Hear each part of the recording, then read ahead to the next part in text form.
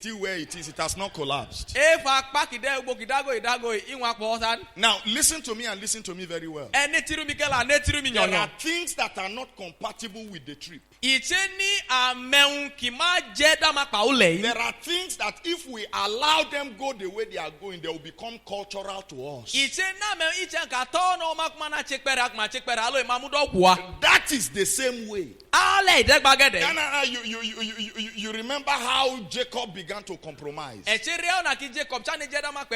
After he came to a country and worked for one wife, then the man walked up to him and said to him, it is not cultural for the younger to marry before the older. But it is cultural for you. You can marry both the older and the younger together. That was how the man who they told to go and take a wife took wives. Why? He could not stand against the culture. He could not stand insisting on the footsteps of the flock that had gone ahead. And so, like I was saying, there are songs that are not compatible with the path. Very strange songs. And then sometimes you listen and say, what is the contribution of this to spirituality? What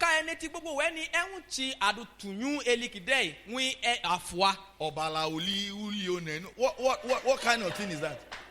It's a cat I saw, not a human being. I mean, so what exactly is that? This is just 1 in 1,000. Millions. And then sometimes we just adopt this song because of the dance value. That's all. It adds nothing to spirituality. These things are depleting our spiritual capacity. It is time to go by the footsteps of the flocks that have gone ahead.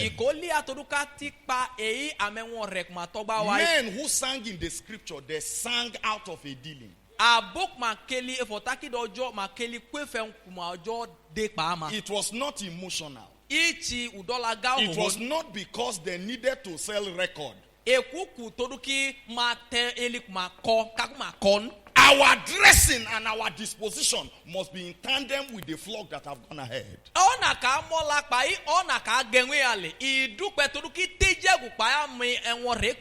He said, oh, thou whom my soul loveth, go by the footsteps of the flock that have gone ahead. It is time to be rooted. And we cannot look away from the examples left us by the flock that have gone ahead.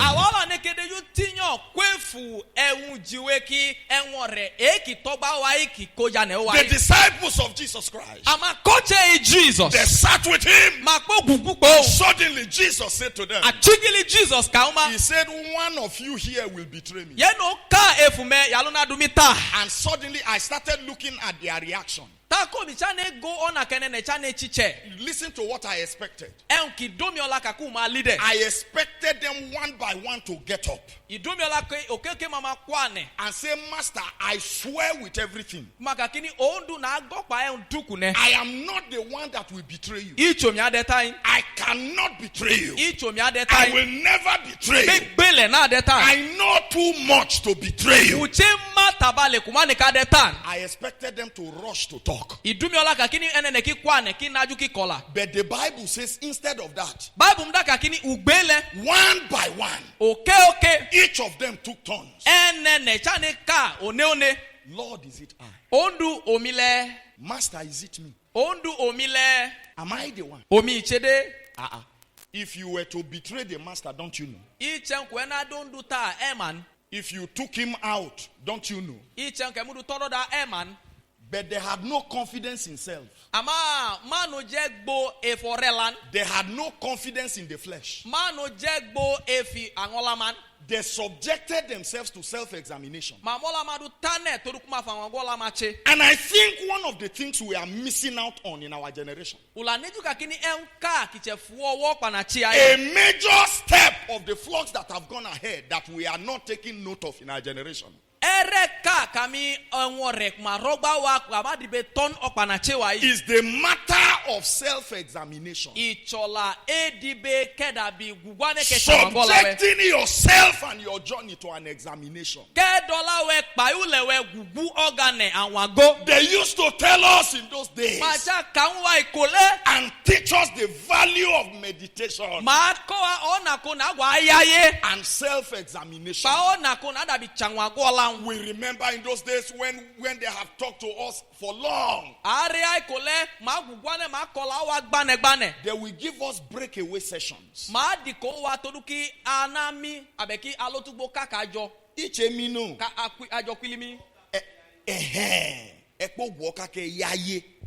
now, you see, we have those breakaway sessions. And I remember that in those days, those breakaways, if you try talking to someone, the person will say, bro, later.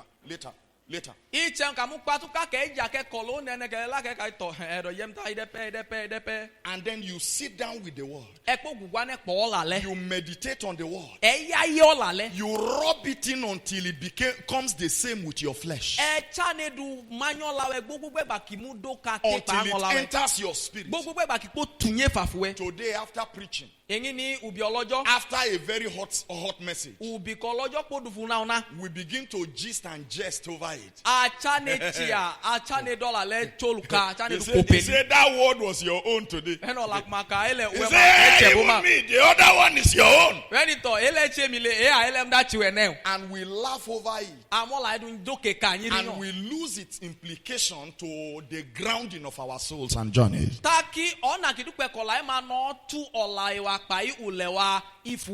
The disciples of Jesus Christ, they said, Lord, is it me? Am I the one you are talking about? I will not be confident in self. I will not be confident in my capacity and ability. Could it be that I am betraying you and I know nothing about it? Could it be that I am betraying you and all other things around me are still working as if nothing is wrong? Lord, could it be me?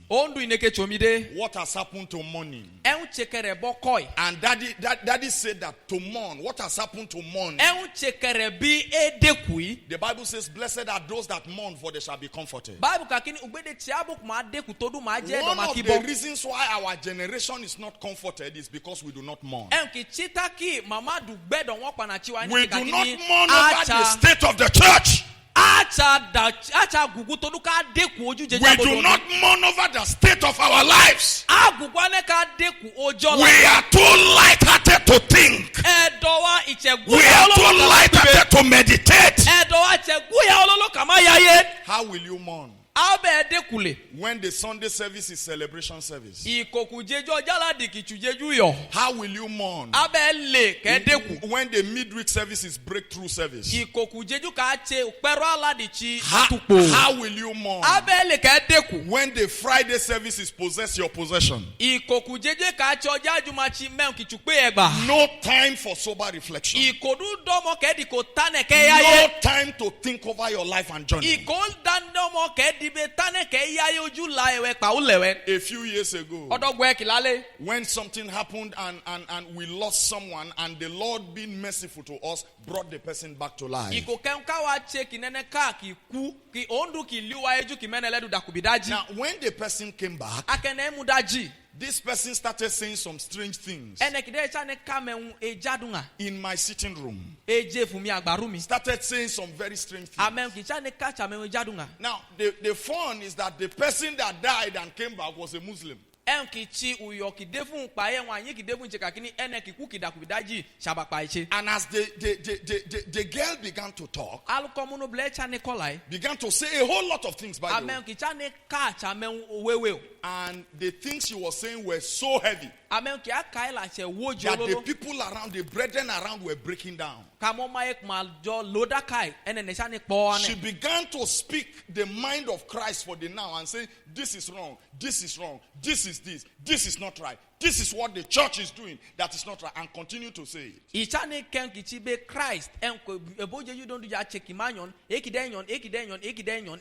we broke down before the Lord and we were crying. In fact, while we were there crying, she said something specifically about me, mentioning me directly. And I wish I would say it, but it would be long. So I also broke down there and we're all crying together. And then he said something about a pastor in town that I do not know. I have never met. Nothing. Remember that this is a Muslim girl. And then said that the pastor should be called to come. So I don't know the pastor. But she kept describing. Now she was still quite unconscious. So she kept describing the church and everything. So we got some brethren to go bring the pastor. So they brought the pastor to my house. And then we were now on the floor. We're crying and praying. One after the other we were repenting. And then the pastor came in. And immediately he stepped into the place. Into my sitting room. I was kneeling down. Every other person were kneeling down and crying. He walked in. He said, what is happening here? What is happening here? This is not supposed to be a mortuary. It is a sanctuary. And he tapped me from the back. He said, stand up and tap the other people. Stand up. Stand up.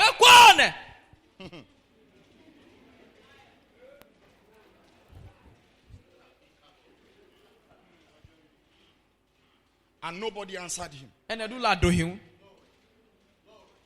Because we were before the Lord weeping. And he just came in. Come on, get up. And announced to us how we were in the sanctuary and not a mortuary. Somebody that you pinch and cannot feel it should be in a mortuary.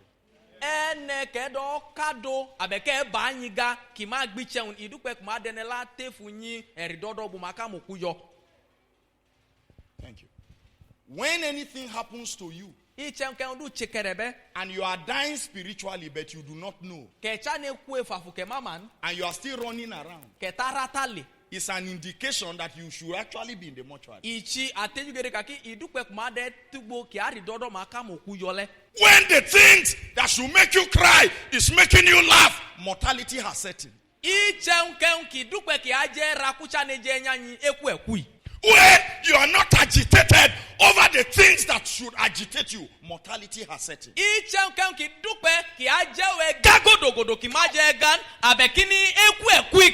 We were not like this. I remember services in this same place. People will weep after the microphone is dropped. Nobody will leave the hall.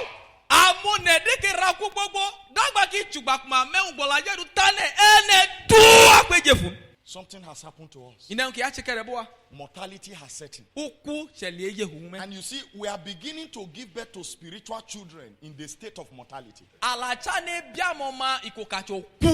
So most of our spiritual children are coming as a stillbirth. They come dead on arrival. Yeah? He tapped us. No fear. Get up. The eyes of the young lady was still closed. But immediately she heard the voice. She said, yes, you are the one. Welcome. Say, you are the one. You are the problem of revival in your church. You are the reason why the hand of God has not been released on your congregation. I say, you will now know why the rest of us are crying. You still wanted to, man of God. Spoke in tongues a little. The Bible says you test all spirits. Then listen, pointedly, the lady said 3 things that only he and he alone knows in this whole world.